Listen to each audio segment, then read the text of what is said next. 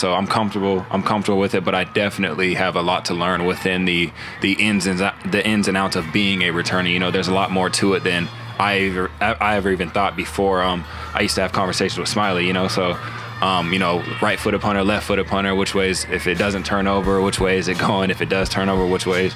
What shoulder is it going over? Just a whole bunch of the little things that can help me when I get out there, make me feel a lot more comfortable stepping on there. This was a profile I recorded before Sunday's game, but this information still holds.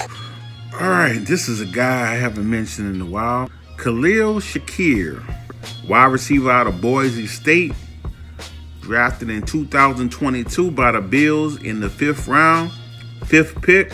He stands 6 feet, weighs 196, ran a 4.43. Prospect notes.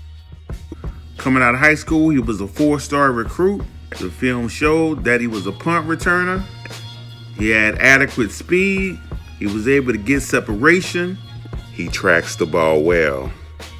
And the team would run reverse plays just to get the ball in his hands. The negatives. Low draft capital, which is probably why he hasn't been forced into playing time before now.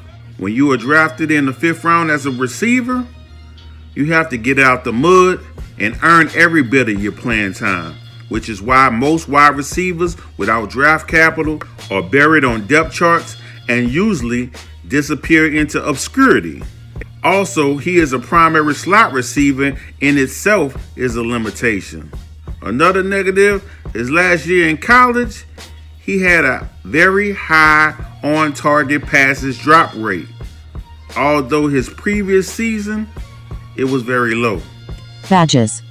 Shakir earned my potential alpha wide receiver badge and my Senior Bowl height badge for standing out some during the Senior Bowl practices. Shakir fits my athletic threshold for wide receivers, and he also played well in the preseason in his rookie year. Fantasy football outlook. I view Shakir as a long shot prospect, but I've always thought he was better than the slot receivers Buffalo had.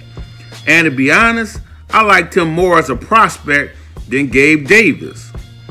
He should be rostered in all dynasty leagues and in most redraft leagues just to potentially have a productive piece, and that offense is tantalizing. But he's probably not going to do much this next games and managers will drop him.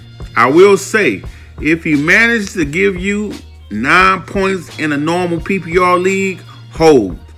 And if he gets you another 15-point outing, buy low while you can.